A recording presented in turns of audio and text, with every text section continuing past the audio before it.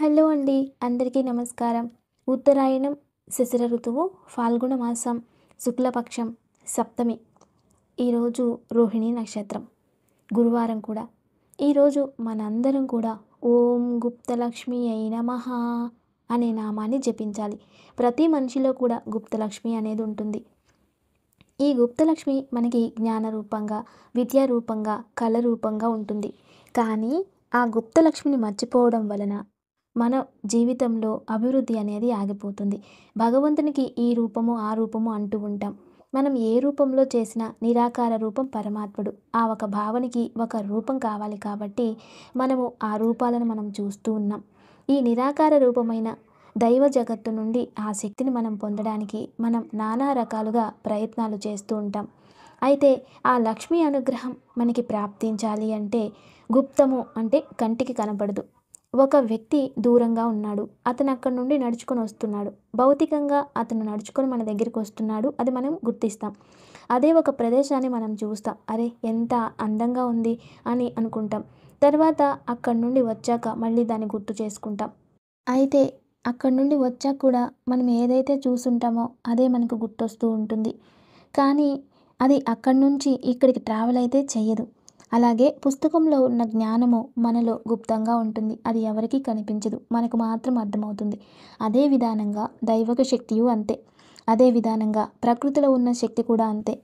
వాటన్నింటికీ కూడా గుప్తలక్ష్మి అంటాం. ఈ గుప్తలక్ష్మి అనుగ్రహం ఉంటే మన జీవితంలో మనకి ఏదైతే చెందాలో, మనకి ఏదైతే ప్రాప్తించాలో అవి ప్రాప్తించి దాని వలన అనుకూలం ప్రాప్తిస్తుంది. అందుకే గుప్తలక్ష్మిని ఎవరైతే పూజిస్తారో, గుప్తలక్ష్మిని ఎవరైతే ఆరాధిస్తారో, గుప్తలక్ష్మి స్తోత్రాన్ని ఎవరైతే తెలుసుకుంటారో వాళ్ళ జీవితం గుప్తంగా ఉన్నా కూడా వాళ్ళు చాలా లబ్ధిని పొందుతూ ఉంటారు.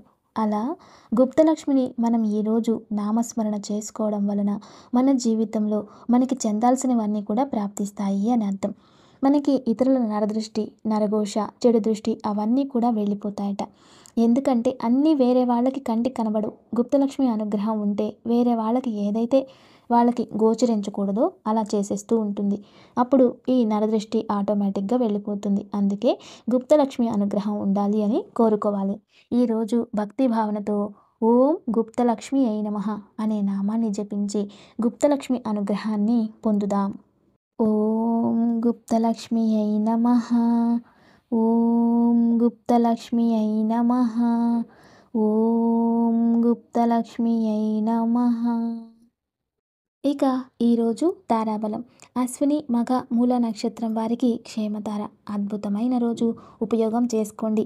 ఇక భరణి, పుబ్బ, పూర్వాషాఢ నక్షత్రం వారికి విపత్తార. అంత మంచిది కాదు, జాగ్రత్త వహించండి. కృతిక, ఉత్తర, ఉత్తరాషాఢ వారికి సంపత్తార. ఆర్థికంగా చాలా అదృష్టం, ఉపయోగం చేసుకోండి. రోహిణి, హస్త, శ్రవణ నక్షత్రం వారికి జన్మతార. హెల్త్ ఇష్యూస్లో కాస్త జాగ్రత్త వహించండి. ఇక మృగశిర, చిత్త, ధనిష్ట నక్షత్రం వారికి పరమమిత్రతార. ఈరోజు అత్యంత శుభకరమైన రోజు, ఉపయోగం చేసుకోండి. ఇక ఆరుద్ర, స్వాతి, శతభిష నక్షత్రం వారికి మిత్రతార. ఈరోజు మీ ఫేవరెట్ డే, ఉపయోగం చేసుకోండి. ఇక పునర్వసు, విశాఖ, పూర్వభాద్రపద నక్షత్రం వీరికి నైదో తార. ఈరోజు అంత శుభం కాదు, జాగ్రత్త వహించండి.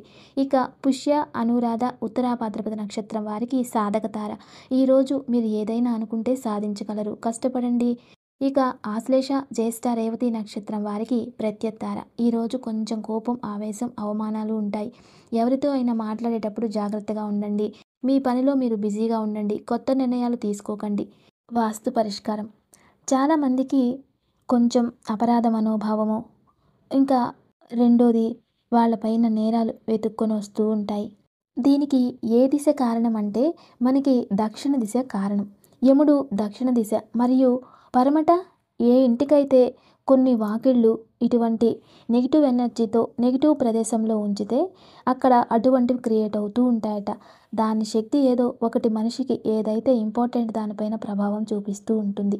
అందుకే అపరాధ మనోభావాలు మీలో ఉత్పత్తి అవుతూ ఉన్నట్లయితే, లేదా ఏదైనా ఆఫీస్లో మనకి అనుకోకుండా నిందలు, అపవాదాలు ఎక్కువ వస్తూ ఉన్నట్లయితే ఖచ్చితంగా మీ ఇంట్లో ఒక శ్రీవాస్తు యంత్రాన్ని పెట్టండి.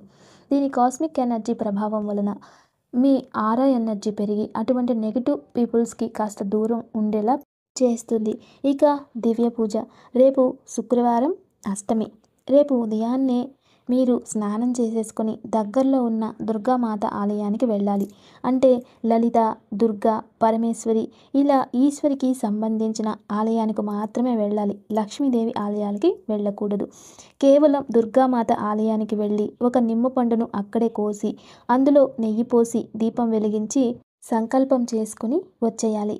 ఇలా చేయడం వలన ఏదైనా ఆపదలో ఉంటే వెంటనే వాటి నుండి బయటపడతారు. ఇది రాహుకాలంలో చేయాలని ఏం రూల్ లేదు.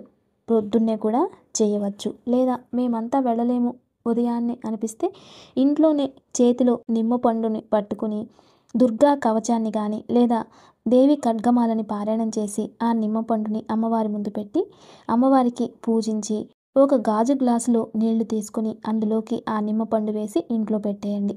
హాల్లో ఒక 4-5 రోజులు అలా అయిన తర్వాత ఆ నిమ్మపండు ఒక వారంలోపు కిందికి వెళ్ళిపోతుంది. ఆ తర్వాత ఆ నిమ్మపండును తీసి 4 భాగాలుగా చేసి సింహద్వారానికి దృష్టి తీసి డస్ట్బిన్లో ఇంటి బయట పడేయండి. ఇలా చేసినట్లయితే ఇంటికి పెట్టిన దోషాలు దూరం అవుతాయి. ఇంట్లో ప్రశాంతత వస్తుంది. అంతేకాదు మీకు ధైర్యం, సాహసం కూడా పెరుగుతాయి. దుర్గాదేవి అనుగ్రహంతో ఇంట్లో అన్ని శుభాలు జరుగుతాయి. ఇక దివ్యమైన యోగక్షేమం. ఈరోజు సాయంత్రం మన ఇంట్లో గుప్తలక్ష్మి పూజ చేయాలి.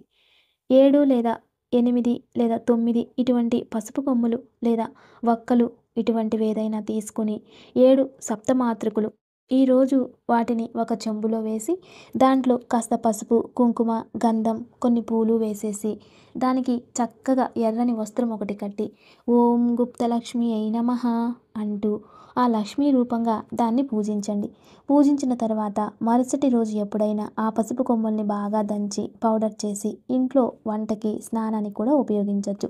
శరీరానికి లేపనంగా కూడా రాసుకోవచ్చు. దాని వలన శరీరానికి పట్టిన దారిద్ర్యం దూరం అవుతుంది. ఇక రెండోది, ఆ వక్కలని ఏదైనా ముత్తైదువులకి ఇవ్వచ్చు. లేదా ఆ వక్కల్ని బాగా చూర్ణం చేసి దాన్ని నీళ్ళల్లో కలిపి చెట్టు మొదట్లో కూడా పోసేయవచ్చు. ఇలా చేయడం వలన ఇంట్లో ఉన్న దారిద్ర్యం దూరం అవుతుంది. మరియు గుప్తలక్ష్మి అనుగ్రహంతో ఇంటికి వచ్చిన డబ్బులు, ఆభరణాలు ఇంట్లోనే ఉంటాయి. బయటికి అంత ఈజీగా వెళ్ళవు. చాలా అద్భుతమైన యోగక్షేమం. తప్పక ఆచరించండి. నమస్తే. Thanks for watching.